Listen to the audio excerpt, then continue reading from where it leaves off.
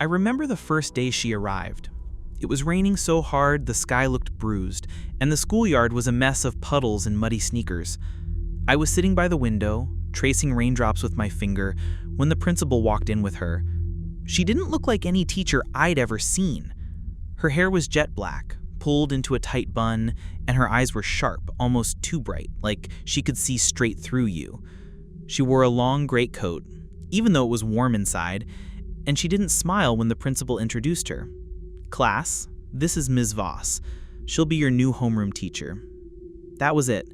No welcome speech, no nervous laugh, just a nod.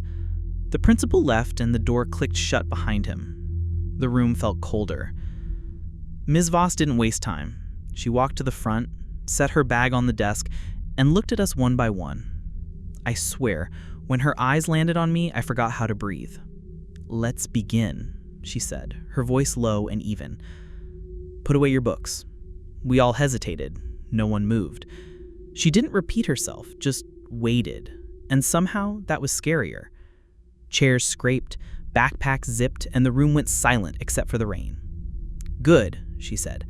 "Now, I want you to close your eyes." Some kids giggled, but she didn't react. "Close them. Trust me." I closed mine, heart thumping. I heard her footsteps, slow and deliberate, moving between the rows. "I want you to picture a door," she said. "It can look however you want, but it must be closed, locked. Imagine it." Her voice was hypnotic, almost soothing. "Now imagine what's behind it. Don't open it yet. Just feel it there, waiting." I tried to picture a door. Mine was old, peeling blue paint, a brass handle. I didn't want to know what was behind it. "Good," she said, closer now. "You can open your eyes." When I did, she was standing right in front of me. I flinched. She smiled, just a little. "You have a strong imagination," she whispered, so only I could hear. I didn't know what to say. She moved on. That was the first lesson. No math, no spelling, just that. The rest of the day was normal, but I couldn't stop thinking about the door. That night I dreamed about it. I was standing in front of it, my hand on the handle, and something was scratching on the other side. I woke up sweating, heart racing. I told myself it was just a weird assignment, nothing more. But the next day, Ms. Voss did it again. She said, "Put away your books, close your eyes." This time, she told us to imagine a box. It's locked. You don't know what's inside, but you can feel it moving. I didn't want to imagine it, but I couldn't help it.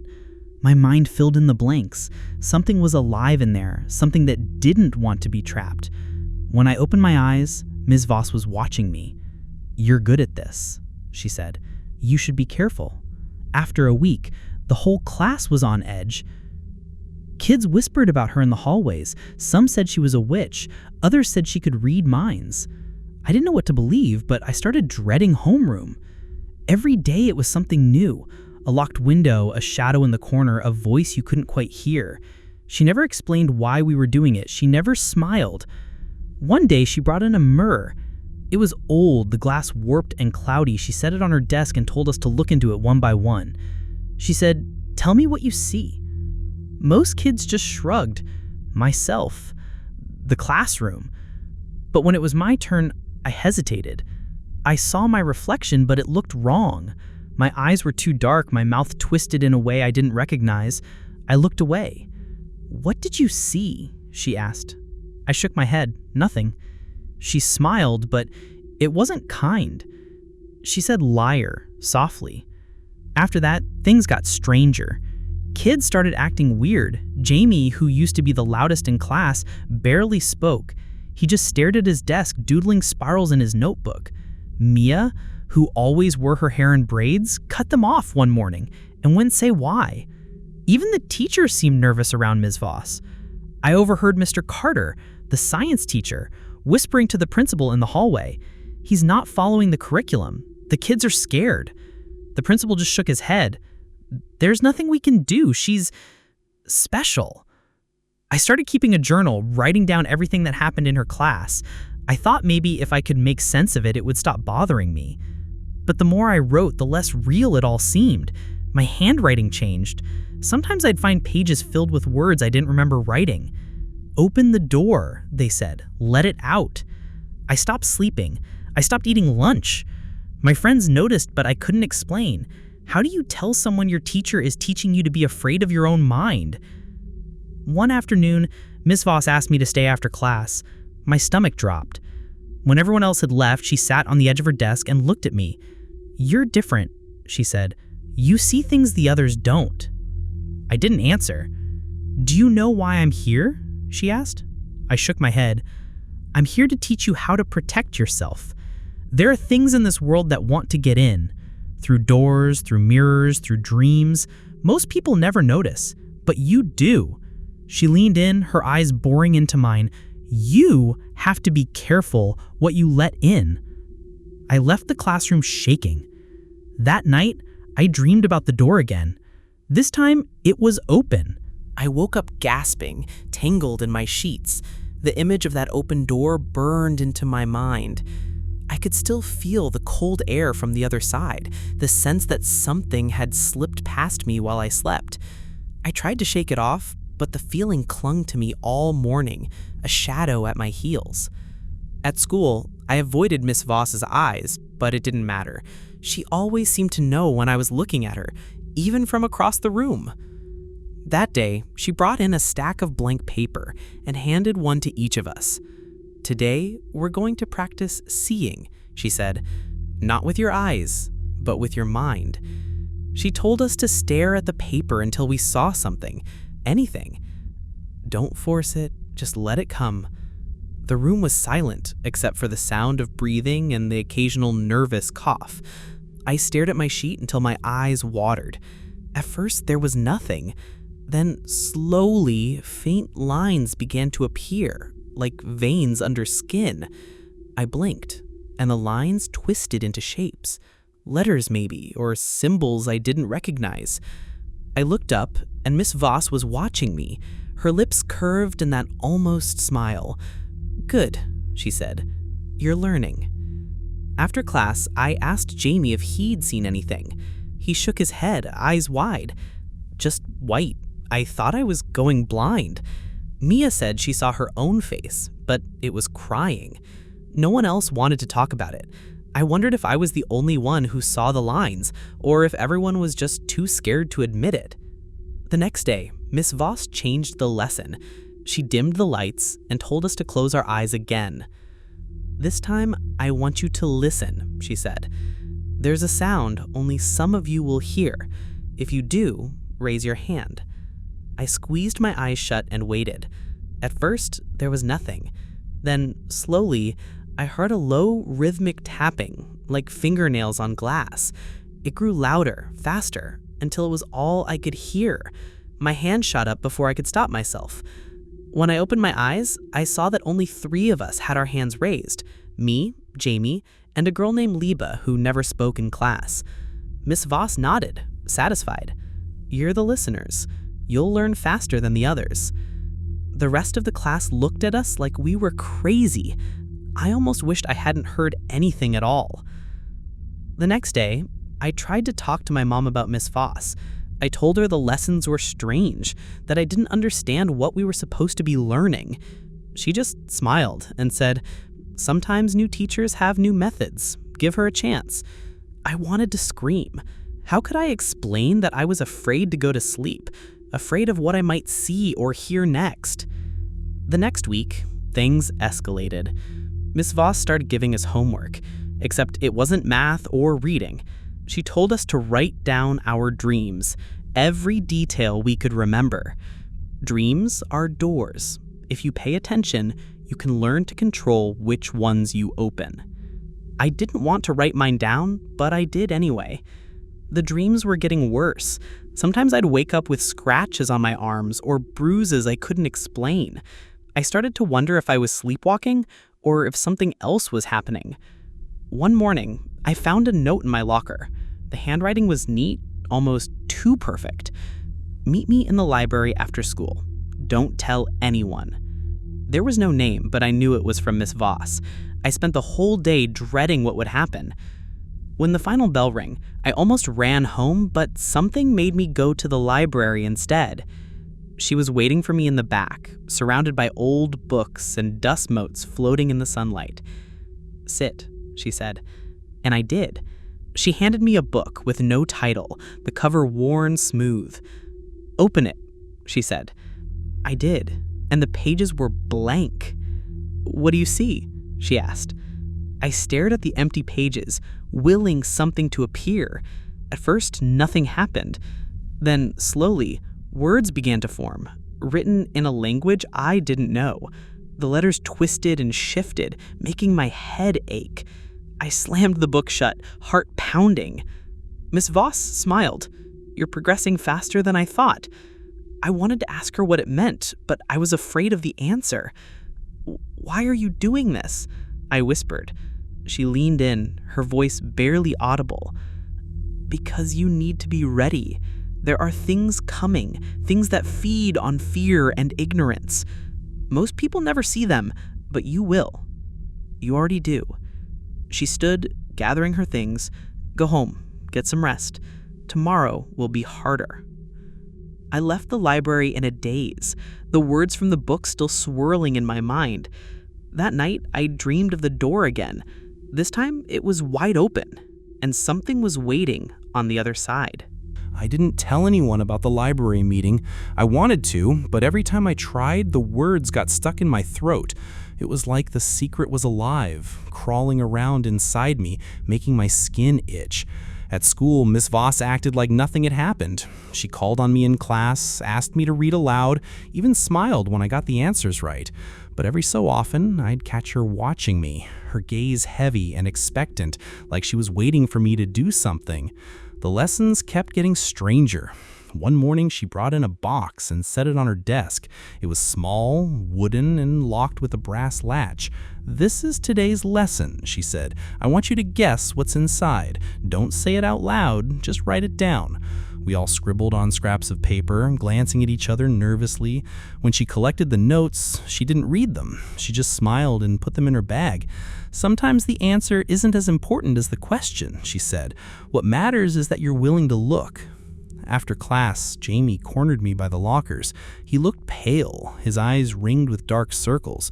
"Have you noticed anything weird?" he whispered. I almost laughed. "Everything's weird," I said. He shook his head. "No, I mean, with her, I keep seeing things, shadows in the corners, and I hear stuff at night, like someone whispering my name." I wanted to tell him about my dreams, about the door, but I was afraid. What if saying it out loud made it real? That night, I tried to stay awake as long as I could. I read until my eyes burned, listened to music, even left the light on. But eventually, sleep dragged me under. The dream was different this time. I was in the classroom, but it was empty. The windows were black, like someone had painted over them.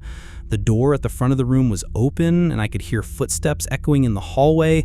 I tried to move, but my legs wouldn't work. I was frozen, watching as a shadow slipped into the room. It didn't have a face, just a mouth, wide and grinning. It whispered my name over and over until I woke up screaming. My mom rushed in, her face pinched with worry. "It was just a nightmare," she said, stroking my hair. I wanted to believe her, but I could still hear the whisper, faint and persistent, like it was hiding somewhere in my room. I didn't sleep the rest of the night. The next day, Miss Voss announced a field trip. She said, "We're going to the old museum downtown. There's an exhibit on ancient rituals and beliefs. I think you'll find it enlightening." The class groaned, but I felt a jolt of fear. I'd been to that museum before, and I remembered the way the shadows seemed to move in the corners, the way the air felt heavy and old. On the bus, Jamie sat next to me. He didn't say much, just stared out the window, his fingers drumming nervously on his knee. When we got to the museum, Miss Voss led us straight to the basement, where the oldest artifacts were kept. The lights were dim, and the air smelled like dust and secrets. She stopped in front of a glass case holding a cracked mirror. "This," she said, "is a scrying mirror. People used it to see things that weren't meant to be seen." She looked at me when she said it, and I felt a chill run down my spine. She made us stand in front of the mirror one by one. When it was my turn, I tried not to look, but I couldn't help myself. My reflection was warped, stretched thin and pale. Behind me, I saw a door, just like the one in my dreams. It was open, and something was standing in the doorway watching me. I stumbled back, heart pounding. Miss Voss caught my arm, steadying me. "It's all right," she whispered. "You're safe, for now." On the way back to school, I couldn't stop thinking about the mirror. I kept glancing over my shoulder, half expecting to see the door or the thing behind it following me. That night, I dreamed of the museum. I was alone, wandering the dark halls, the exhibits whispering as I passed. I found the mirror, but this time my reflection was gone. In its place was the open door, and the thing behind it was closer than ever. I started to lose track of time. Days blurred together, and I couldn't remember what we'd learned in class or what I'd eaten for breakfast. My journal filled with frantic scribbles, drawings of doors and eyes and twisted faces. My mom noticed this. She asked if I was okay, if something was bothering me at school. I wanted to tell her everything, but the words wouldn't come. It was like the secret had grown roots, anchoring itself deep inside me. One afternoon, Miss Voss called me to her desk. She said, "You're changing. You're seeing more than you should." I didn't know what to say. She handed me a slip of paper. "If you want answers, come to room 17 after school. Don't bring anyone." I stared at the note, my hands shaking. I knew I should throw it away, pretend I never saw it, but I couldn't. I spent the rest of the day in a fog, barely hearing the teachers, barely seeing the faces around me. Room 17 was at the end of the oldest hallway in the school, a place nobody ever went. The windows were always dirty, the lights flickered, and the floorboards creaked underfoot. When the final bell rang, I waited until the halls were empty before making my way there. My heart hammered in my chest as I pushed open the door. Miss Voss was waiting, sitting at a desk with her hands folded. The room was dim, the only light coming from a single lamp on the corner of the desk. She gestured for me to sit. I did, my legs trembling. For a long moment, she just watched me, her eyes searching my face. "You're not the first," she said finally. "There have been others, before you. Some learned to control it, some didn't." I swallowed, my mouth dry. "Control what?" She smiled, but it was sad. "The door, the seeing, the listening. Most people go their whole lives without ever noticing the cracks, but you were born with them wide open." I wanted to run, but I couldn't move. "Why me?" I whispered. She leaned forward, her voice soft. "Some people are just different, sensitive. The world is full of things that hide in the corners, things that feed on fear and pain. They slip through the cracks when no one's looking. My job is to teach you how to keep them out." She reached into her bag and pulled out a small black notebook. "This is for you. Write down everything you see, everything you hear. Don't ignore it. Don't pretend it isn't real. That's how they get in." I took the notebook, my hands shaking. "What happens if I can't stop them?" She looked away, her face shadowed. "Then you become like the others, lost, hollow, a door that never closes." She stood, smoothing her skirt. "You should go. Your mother will worry." I stood, clutching the notebook to my chest. At the door, I hesitated. "Miss Voss, are you one of them?" She smiled, but it didn't reach her eyes. "No, but I've seen what happens when you let them in." I left room 17 feeling heavier, like I was carrying a secret too big for my body. That night, I wrote in the notebook for hours, filling page after page with memories, dreams, and fears. I drew the door over and over, each time a little more open. I wrote about the thing behind it, the way it watched me, the way it whispered my name. I wrote until my hand cramped and my eyes burned. The next morning, I woke to find a new entry in the notebook, written in handwriting that wasn't mine. "Let me in," it said. "I'm so close." I slammed the book shut, heart racing. I tried to tell myself I'd written it in my sleep, but I knew it wasn't true. The letters were sharp, jagged, nothing like my own. At school, everything felt wrong. The hallways were too quiet, the classrooms too bright. Jamie avoided me, his eyes darting away whenever I looked at him. Mia was absent, her desk empty and cold. Miss Voss didn't call on me in class, didn't even look my way. I felt invisible, like I was slipping out of the world one piece at a time. During lunch, I found Jamie sitting alone behind the gym. He looked worse than ever, his skin pale and his hands shaking. "I can't sleep," he whispered. "Every time I close my eyes, I see it. The door, the thing behind it." I sat beside him, unsure what to say. "Miss Voss says we have to keep it out." I said finally. He laughed, a harsh, broken sound. How? It's already inside. I can feel it moving around in my head. He looked at me, his eyes wide and desperate. What if we can't stop it? I didn't have an answer. That night, I dreamed of Jamie. He was standing in front of the door, his hand on the handle. He looked back at me, his eyes hollow. "I'm sorry," he said, and then he opened the door. The thing behind it rushed out, a shadow with too many eyes and too many mouths. I woke up screaming, my sheets tangled around me like restraints. The next day, Jamie was gone. The teacher said he was sick, but I knew better. His locker was empty, his notebooks gone. No one talked about him. It was like he'd never existed. I tried to ask Miss Voss, but she just shook her head. "Some doors can't be closed," she said quietly. I started to see things in the corners of my vision, shadows that moved when I wasn't looking, faces in the windows that vanished when I blinked. The whispers got louder, more insistent. "Let me in," they said. "I'm so close." I wrote everything down in the notebook, but it didn't help. If anything, it made things worse. The more I wrote, the more real it all became. One afternoon, I stayed late at school, wandering the empty halls. I found myself outside room 17, the door slightly ajar. Inside, Miss Voss was sitting at her desk, her head in her hands. She looked up when I entered, her eyes red-rimmed and tired. "You shouldn't be here," she said. "It's not safe." I hesitated, then stepped inside. "I need to know what's happening to me," she sighed, gesturing for me to sit. She didn't speak for a long time.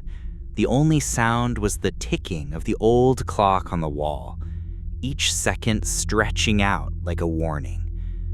Finally, Miss Voss looked at me, her face softer than I'd ever seen it. "You're not alone," she said.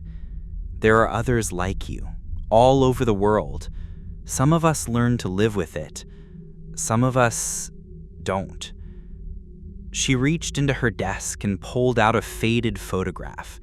It showed a group of children, maybe a dozen, standing in front of a building that looked a lot like our school. Their faces were blurred, but I could see the fear in their eyes. "This was my class," she said. "We had a teacher too. She taught us how to see, how to listen, but she didn't teach us how to close the door." I studied the photo, my fingers trembling. "What happened to them?" I asked. Miss Voss's eyes darkened. "Most of them are gone. Some disappeared. Some changed. The ones who survived learned to keep the door shut, no matter what." She put the photo away and leaned forward. "You have to be strong. The things on the other side, they're patient. They'll wait for you to get tired, to let your guard down. That's when they slip through." I swallowed hard, the weight of her words pressing down on me. "How do I stop it?" I whispered. She smiled, but it was a sad, tired smile. "You fight. Every day. You write it down. You talk to someone you trust. You remind yourself what's real. And if you ever feel like you're losing, you come to me. I'll help you." She reached across the desk and squeezed my hand. Her skin was cold, but her grip was steady. "You're stronger than you think." I left room 17 feeling a little less alone, but the fear was still there, lurking just beneath the surface. That night, I wrote in the notebook until my hand ached. I wrote about Miss Voss, about the photograph, about the way the shadows seemed to press closer every day. I wrote until the words blurred and my eyelids drooped.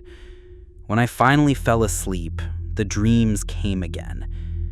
This time, I was back in the classroom, but it was different.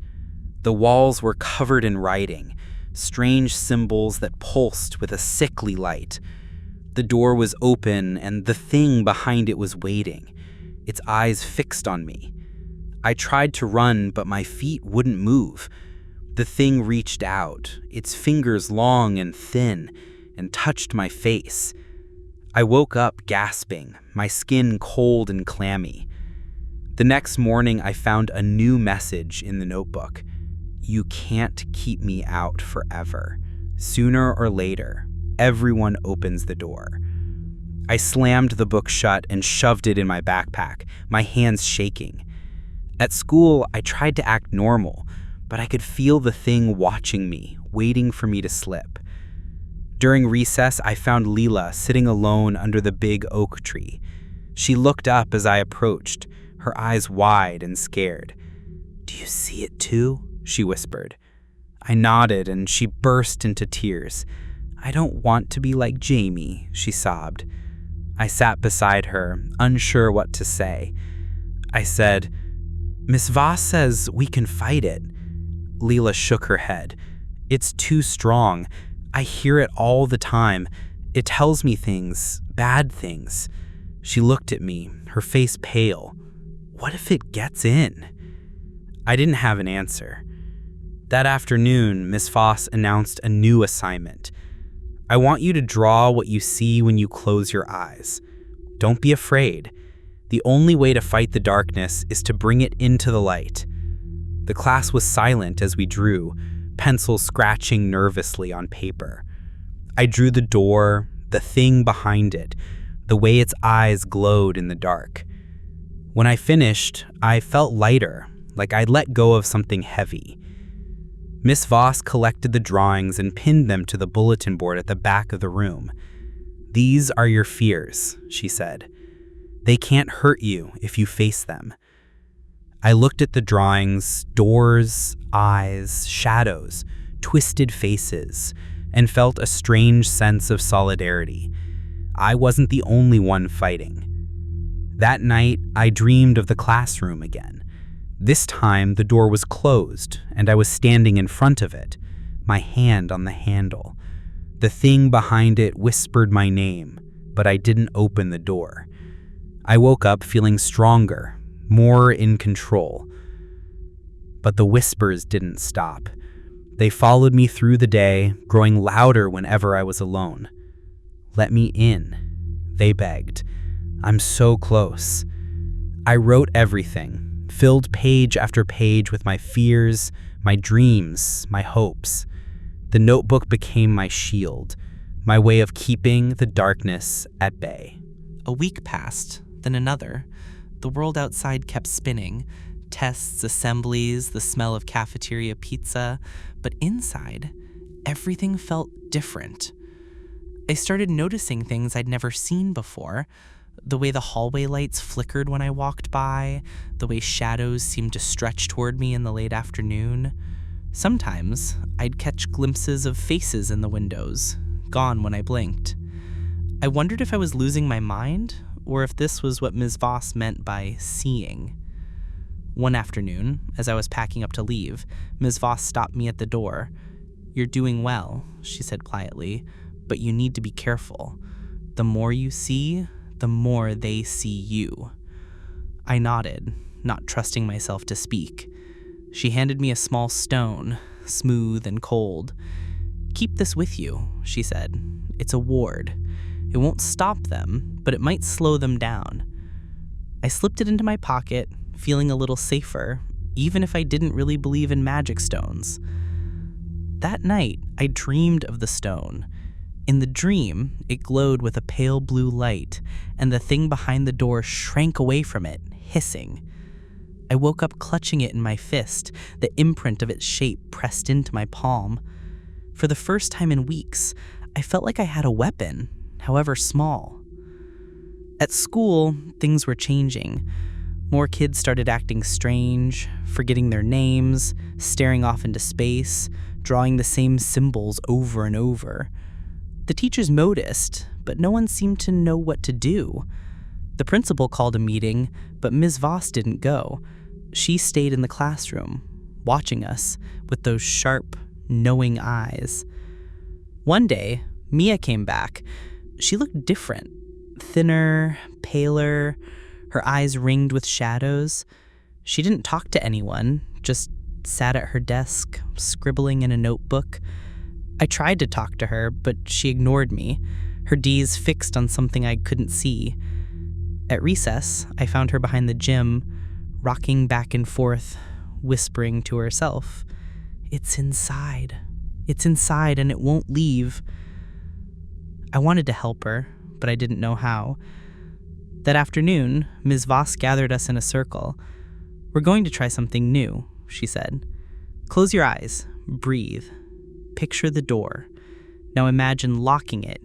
Imagine the thing behind it shrinking, growing weaker. Her voice was calm, steady, and for a moment, I believed her. I pictured the door, imagined turning the key, imagined the thing behind it fading away. When I opened my eyes, I felt lighter, like a weight had been lifted. But not everyone felt the same. Mia started to cry, her hands shaking. Lila ran from the room, her footsteps echoing down the hall. Miss Voss didn't stop her. She just watched, her face unreadable. That night, I wrote in the notebook until my hand cramped. I wrote about the stone, about Mia, about the way the world seemed to be unraveling. I wrote until the words stopped making sense, until the lines blurred and twisted on the page. When I finally fell asleep, the dreams came again. This time, I was in a forest, the trees tall and dark, their branches reaching for me. The door was there, standing alone among the roots. I walked toward the door, the stone glowing in my hand. The thing behind the door hissed, but it didn't come closer. I pressed the stone to the door, and it burned with blue fire. The thing screamed, and I woke up, heart racing. The next day, I told Miss Voss about the dream. She listened, nodding. She said, "You're learning. You're stronger than you think." She looked at me, her eyes soft. "But you can't do this alone. You need allies." She handed me a slip of paper with 3 names: Lila, Jamie, Mia. Find them. Help them. Together, you're stronger. I spent the next week trying to bring us together. It wasn't easy. Lila was scared, Mia was lost, and Jamie was still gone. But slowly, we started to talk about the dreams, the doors, the things we saw. We met after school, sharing stories, drawing symbols, practicing the exercises Ms. Voss taught us. We became a team, a little army against the darkness. For a while, it worked. The dreams got less intense, the whispers faded. We laughed again, even if it was just for a moment. I started to believe we could win, that we could keep the door closed for good. But the thing behind the door wasn't done with us. One night, I woke to find the notebook open on my desk. The pages filled with new writing. "You can't hide forever. I'm coming." I stared at the notebook, my breath coming in short, sharp bursts. The handwriting was jagged, frantic, nothing like mine or anyone I knew. I slammed it shut and shoved it under my pillow, but the words echoed in my mind long after the lights were out. I tried to tell myself it was just a dream, just my imagination, but deep down I knew better. The thing behind the door was getting stronger, and it was reaching for me. The next day at school, I found Leela waiting for me by the front steps. She looked exhausted, her eyes red from crying. "I had the dream again," she whispered. "It was in my room this time. I could feel it breathing." I put my arm around her, trying to offer comfort I didn't feel. "We're not alone," I said. "We have each other, and Miss Voss." Leela nodded, but I could see the fear in her eyes. In class, Miss Voss seemed different. She was quieter, more distracted, glancing at the windows as if she expected something to come crawling through the glass. She started the lesson, but her voice was shaky. "Today we're going to talk about protection," she said. "There are things you can do to keep yourself safe. Symbols, words, even thoughts can be shields." She drew a circle on the board, then filled it with strange markings. "This is a ward. Draw it on your notebook, your hand, anywhere you need to feel safe."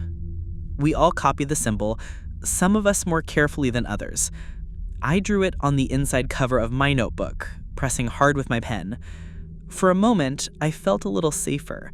like I'd built a wall between me and the thing behind the door. After class, Mia approached me. She looked better than she had in days, her eyes clearer, her voice steady. "I think it's working," she said, showing me the symbol drawn on her wrist. "The dreams aren't as bad." I smiled, relief flooding through me. "We just have to keep fighting," I said. "We can't let it win." That afternoon, the four of us met in the library. We sat in a circle, our notebooks open, the ward symbol drawn on every page. We talked about our dreams, our fears, the things we saw in the shadows. For the first time, I felt like we were really a team, like we could face anything together. But the thing behind the door wasn't giving up. That night, I woke to find my window open, the curtains billowing in the wind. The stone Miss Voss had given me was gone, and the notebook was open on my desk, the pages fluttering. I got up, heart pounding, and closed the window, searching the room for the stone. I found it under my bed, cold and slick with something that looked like oil. I wiped it clean and clutched it tight, whispering the words Miss Voss had taught us. "You can't come in. You're not welcome here." The next morning, I told Miss Voss what had happened. She listened, her face grave. "It's getting desperate," she said. "It knows you're fighting back. That makes you dangerous." She handed me a new stone, this one etched with the ward symbol. "Keep this with you. Don't let it out of your sight." The days blurred together, a cycle of fear and hope, nightmares and small victories. We kept meeting after school, practicing the exercises, drawing the symbols, sharing our stories. The thing behind the door was always there, lurking at the edges of our lives, but we were learning to push it back. One afternoon, as we were leaving the library, we heard a scream from down the hall. We ran toward the sound and found a younger student, maybe 7 or 8, curled up on the floor sobbing. Miss Voss was already there, kneeling beside her, whispering soothing words. The girl looked up at us, her eyes wide with terror. "It was in my room. It tried to get in." Miss Voss looked at us, her expression grim. "It's spreading," she said quietly. "The more you fight, the harder it tries to find new doors." She stood up, helping the girl to her feet. "We have to be stronger, all of us." That night, I couldn't sleep.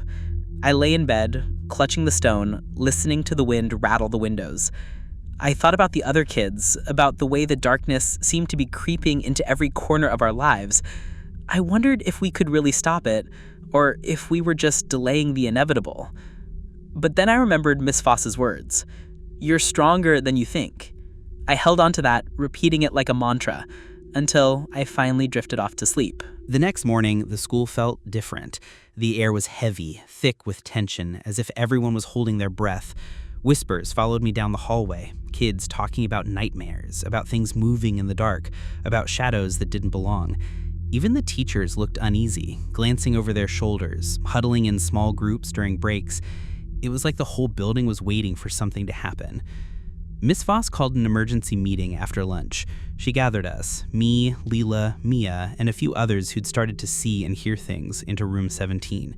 She locked the door behind us and drew the ward symbol on the floor in chalk. "We're running out of time," she said, her voice low and urgent. "The thing behind the door is getting stronger. It's feeding on fear, on secrets. We have to work together if we want to stop it." She handed out candles, one for each of us, and told us to sit in a circle. "This is an old ritual," she explained. "It's not magic, not really. It's about focus, about reminding ourselves that we're not alone." She lit her candle first, then passed the flame around the circle. When all the candles were burning, she told us to close our eyes and picture the door. See it, feel it, hear the thing behind it. "Now," she said, "imagine the door closing. Imagine it locking, the thing behind it shrinking, growing weaker." At first, all I could see was the thing's eyes burning in the darkness, but as I focused on the flame in my hands, the image started to fade. The door creaked shut, the whispers grew fainter, and for a moment, there was only silence. When I opened my eyes, I felt lighter, as if a weight had been lifted from my chest. Around the circle, I saw the same relief on everyone's faces. But the victory was short-lived. As we blew out the candles, the lights in the room flickered and died. The air grew cold, and a low guttural growl echoed from the hallway. Miss Voss stood, her face pale but determined. "Stay together," she whispered. "Don't let it separate you." We huddled close as the growling grew louder, closer. The door rattled on its hinges, and for a moment I thought it would burst open. But Ms. Voss stepped forward, her voice steady and strong. She began to chant, words I didn't understand, her hands tracing the word symbol in the air. The growling stopped, replaced with a high, keening wail that made my skin crawl. Then, just as suddenly as it had started, the noise faded and the lights flickered back on. We sat in stunned silence, the only sound our ragged breathing. Miss Voss turned to us, her eyes shining with pride and exhaustion. "You did it," she said. "You fought it off. But it's not gone, not yet." After the meeting, I walked home with Leela and Mia. We didn't talk much, each of us lost in our own thoughts. But I felt a new sense of hope, a belief that maybe, just maybe, we could win. That night I dreamed of the door again. This time it was closed, and the thing behind it was smaller, weaker. It still whispered, but its voice was faint, almost pleading. I woke up feeling stronger, more in control. The next day at school, things were quieter. The whispers in the hallway faded, the shadows seemed less menacing. Even the teachers seemed more relaxed. Miss Voss smiled at me as I walked into class, and for the first time, I smiled back. But I knew it wasn't over. The thing behind the door was still there, waiting, watching. I could feel it sometimes, in the quiet moments, in the spaces between thoughts. But I wasn't afraid anymore. I had my friends, my notebook, my stone. I had Miss Voss. And I had hope. The days that followed felt almost normal. For the first time in months, I could walk through the halls without feeling like something was lurking just out of sight. The other kids started to smile again, laughter echoing off the lockers, the weight of fear slowly lifting. Even Mia, who had been so lost, began to come back to herself. She joined us at lunch, her eyes brighter, her voice stronger. Leela started drawing again, filling her sketchbook with pictures of sunlight and open fields instead of doors and shadows.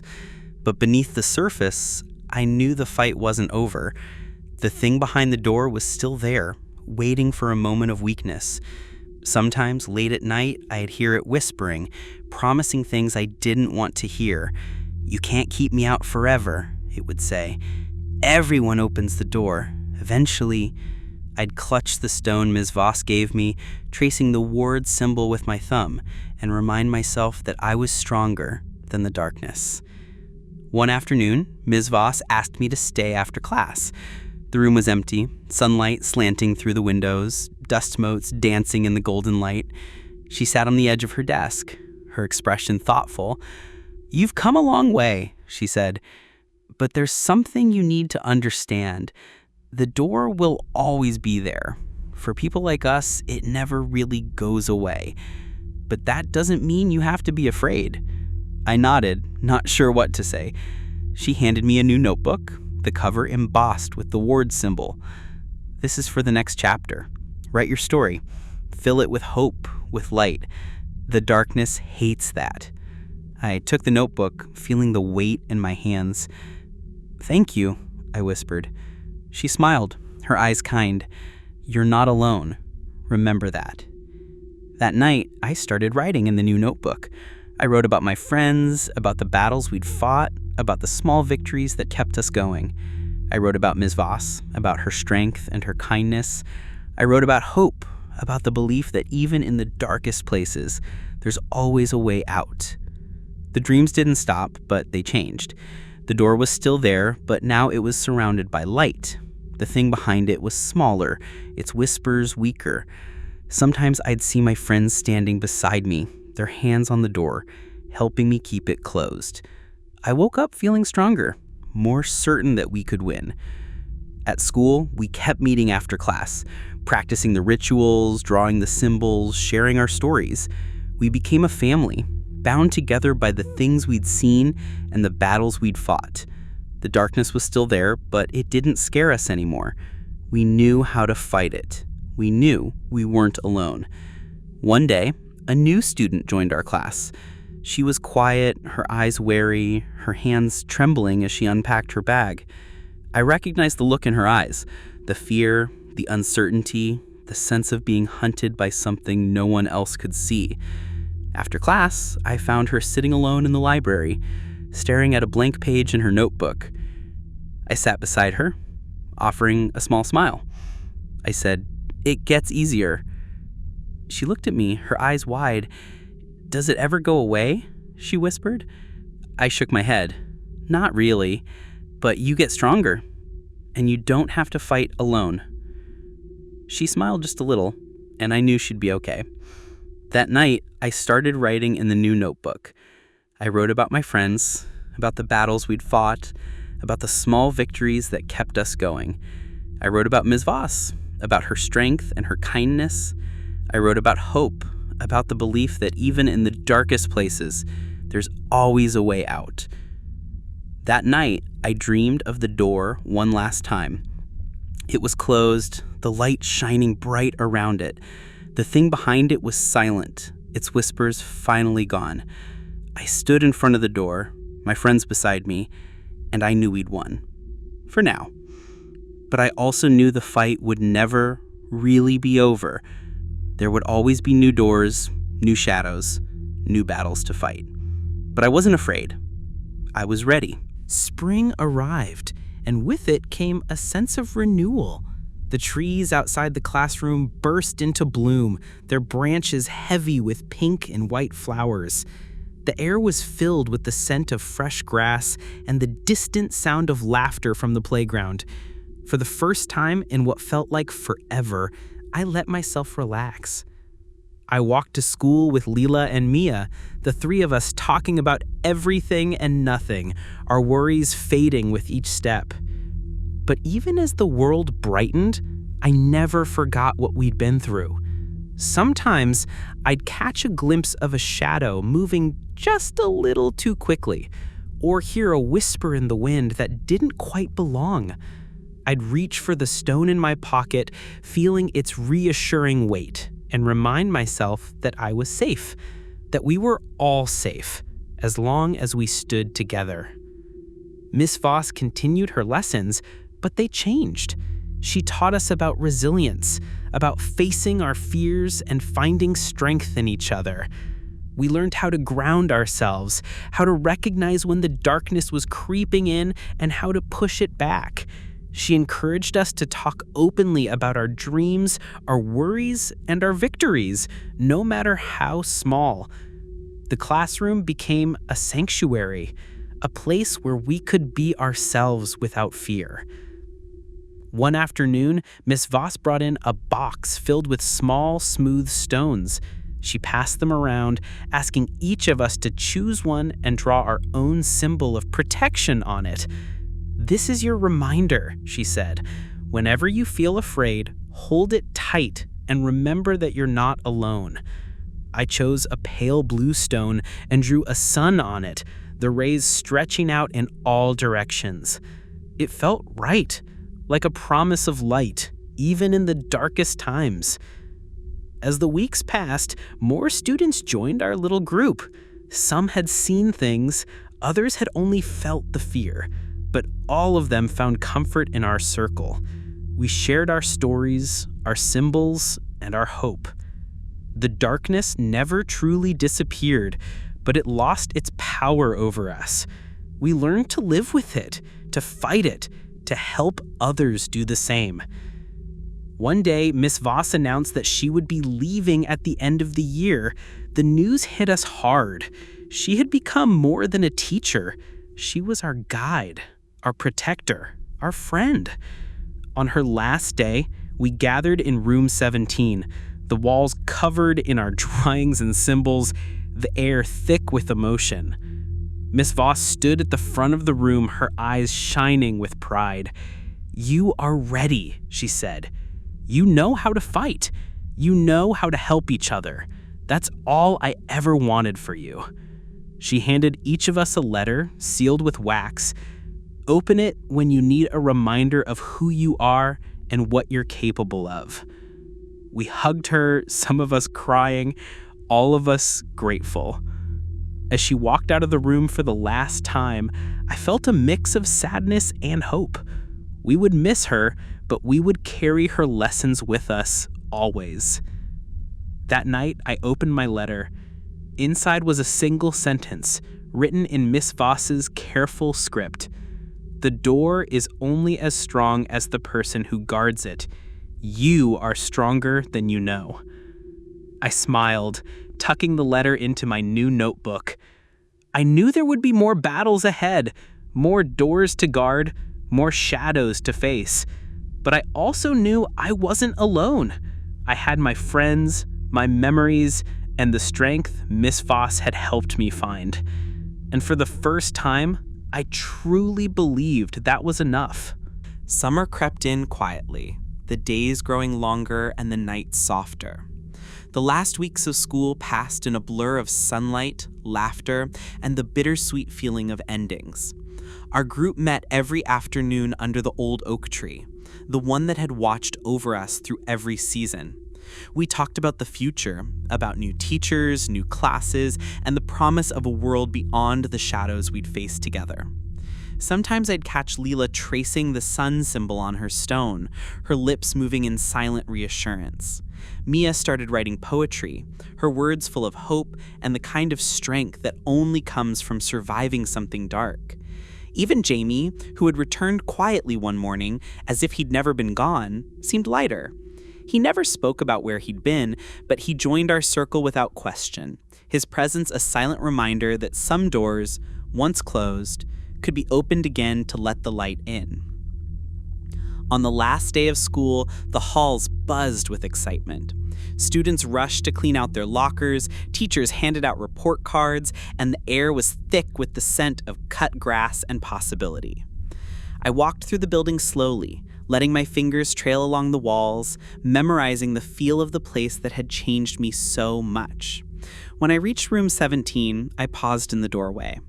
The desks were empty, the chalkboard wiped clean, but the air still hummed with the energy of everything we'd learned and fought for. I sat at my old desk, the one by the window, and opened my notebook. The pages were filled with drawings, symbols, and stories. Some dark, some bright, all of them mine.